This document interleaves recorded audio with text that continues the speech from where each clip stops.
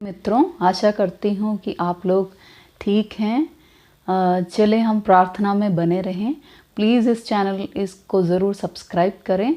आशा करती हूँ कि आपके जीवन में प्रभु यीशु बड़े बड़े चमत्कार ज़रूर करेंगे। प्रभु यीशु पर पूरा विश्वास रखें।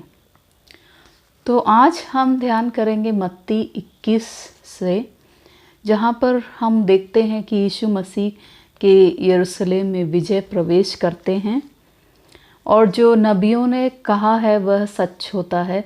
नबियों ने कहा है मत्ती 21 के 4 वचन में, सिय्योन की पुत्री से कहो, देख तेरा राजा तेरे पास आता है, वह नम्र है और गधे पर है, अर्थात गधे के बच्चे पर, वरन लड्डू के बच्चे पर बैठा है। तो यहाँ पे हम देखते हैं कि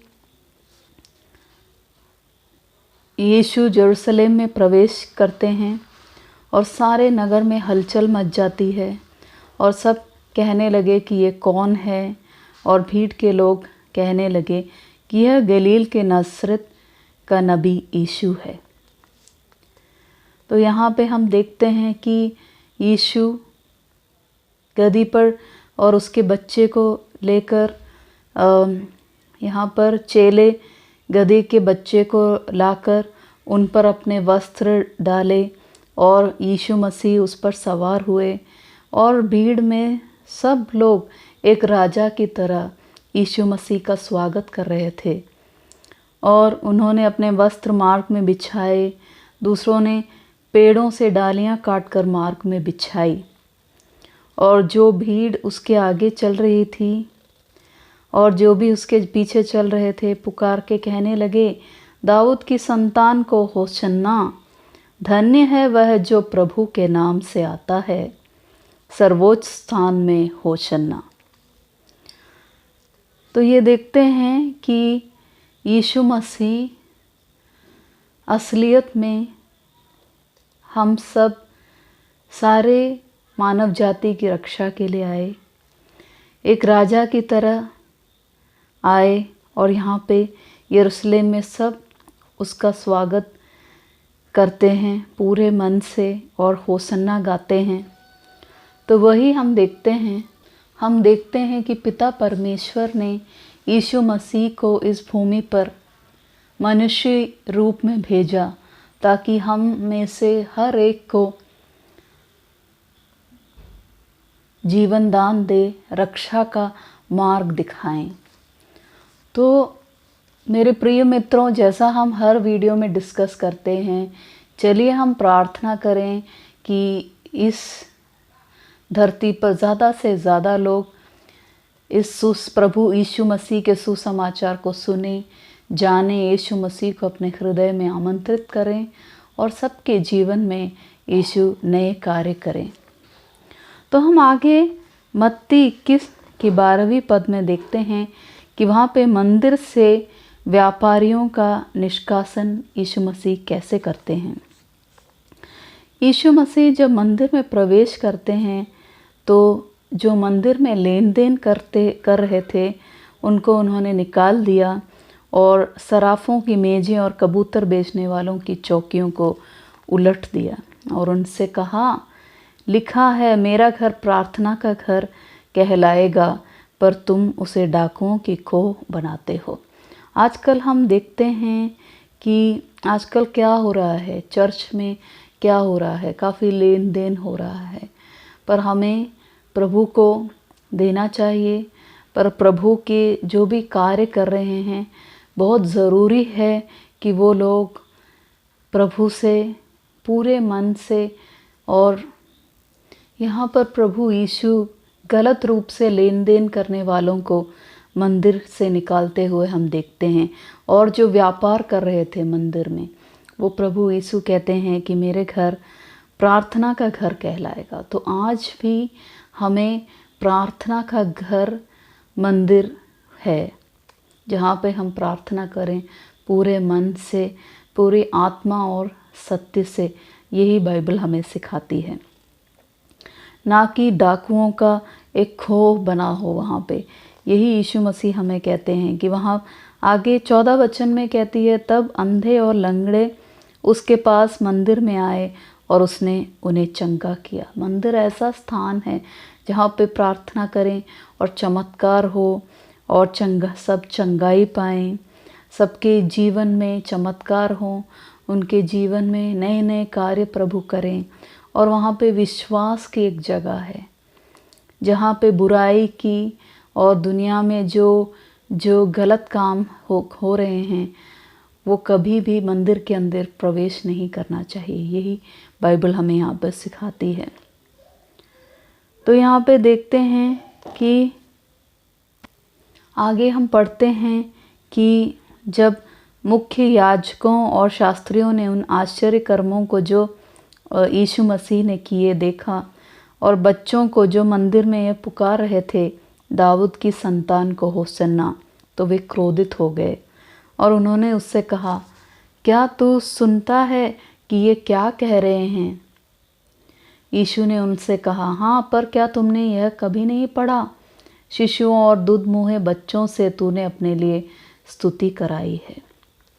तो यहाँ पे हम देखते हैं कि जो यीशु मसीह मंदिर में आश्चर्य कर्म करने आए, तो शास्त्रियाँ जो बच्चे उनको पुकार रहे थे, उनकी स्तुति कर रहे थे, दाऊद की संतान को होसन्ना, तो वो क्रोधित हो गए। और यीशु ने कहा कि यीशु मसीह स्तुति के योग्य हैं और जहाँ पे स्तुति होती है वहाँ पे आश्चर्य कर्म होते हैं। तो इसलिए ये बाइबल हमें यहाँ पे सिखाती है कि आजकल चर्च में, मंदिर में जो लेन देन है वो कितने न्याय रूप से होना चाहिए। और प्रभु यीशु मसीह कहते हैं कि मेरा घर प्रार्थना का घर कहलाना चाहिए। वहाँ से प्रार्थना उठनी चाहिए पिता परमेश्वर के लिए, और वहाँ पे स्तुति होनी चाहिए, वहाँ पे आश्चर्य कर्म होने चाहिए। आगे हमें बाइबल यहाँ पे 18 वचन में शिक्षा देती है कि एक अंजीर के पेड़ से शिक्षा हमें प्रभु यीशु देते हैं। तो वह क्या होता है कि प्रातःकाल वह लौटते समय उन्हें भूख लगी तो मार्ग के किनारे एक अंजीर के पेड़ को देखकर उसके पास यीशु मसीह गए, परंतु उस पर पत्तों को छोड़ कुछ नहीं पाया। तब उसने उससे कहा, अब से तुझ में कभी फल नहीं लगेंगे। अंजीर का पेड़ उसी क्षण सूख गया। यह देखकर चेले विस्मित होकर कहने लगे, अंजीर का पेड़ तुरंत कैसे सूख गया? यीशु ने उनसे कहा, मैं तुमसे सच कहता हूँ कि यदि तुम विश्वास रखो और संदेह न करो तो ना केवल यह करोगे जो इस अंजीर के पेड़ के साथ किया गया, परंतु यदि इस पर्वत से भी कहो उखड़ जा और समुद्र में जा पड़ तो यह हो जाएगा। और जो कुछ तुम प्रार्थना में विश्वास से मांगोगे वह तुम्हें मिलेगा। तो मेरे प्रिय मित्रों, यहाँ पे बाइबल हमें सिखाती है कि यीशु मसीह अपने चेलों को सिखाते हैं कि कैसे विश्वास करना चाहिए, कैसे विश्वास से हमें बात करनी चाहिए, हमारी समस्याओं को कैसी आज्ञा देनी चाहिए। और आगे बताते हैं कि यदि तुम विश्वास करो और कभी संदेह मत करो तो ना केवल यह करोगे, परंतु जितना भी बड़ा पर्वत तुम्हारे सामने हो तुम उस पर्वत को भी जीत पाओगे। यही प्रभु यीशु मसीह कहते हैं कि हमारे आगे जो समस्या है, जो परेशानी है, जितनी भी कठिनाई हैं वो बदल जाएगी अगर हम विश्वास करें, विश्वास से प्रार्थना करें। क्योंकि हमारे परमेश्वर एक बड़े परमेश्वर की शक्ति अपरंपार है और वो हमारे साथ हैं। तो हमें किसी चीज़ से भयभीत होने की आवश्यकता नहीं है। प्रभु यीशु मसीह हमारे लिए उतर आएंगे और हमारे लिए कार्य जो उन्होंने बाइबल के समय किया है आज भी वो जीवित हैं।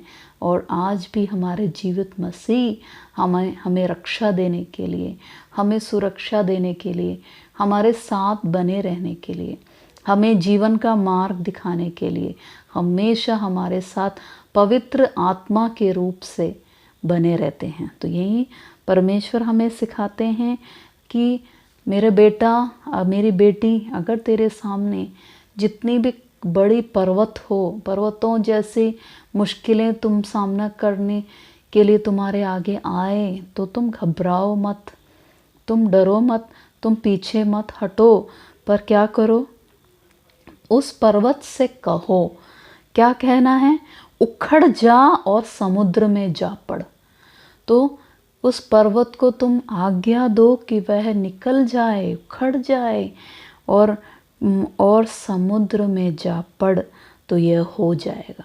तो अगर प्रार्थना में विश्वास से मैं और तुम मांगेंगे, वह ज़रूर मिलेगा।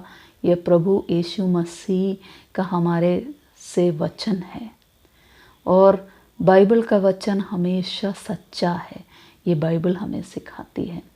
तो मेरे प्रिय मित्रों, यीशु मसीह में बने रहें, अपनी बड़ी जितनी भी बड़ी पर्वत हमारे सामने हैं, हमारे देश के लिए प्रार्थना करें, ये सुसमाचार प्रचार के लिए ज़्यादा से ज़्यादा प्रार्थना करें, अपने परिवार के लिए प्रार्थना में बने रहें, अपने दोस्तों के लिए, अपने मित्रों के लिए प्रार्थना में बने रहें, और प्रभु यीशु हमारे लिए बड़े बड़े कार्य निरंतर दिन बर दिन करेंगे।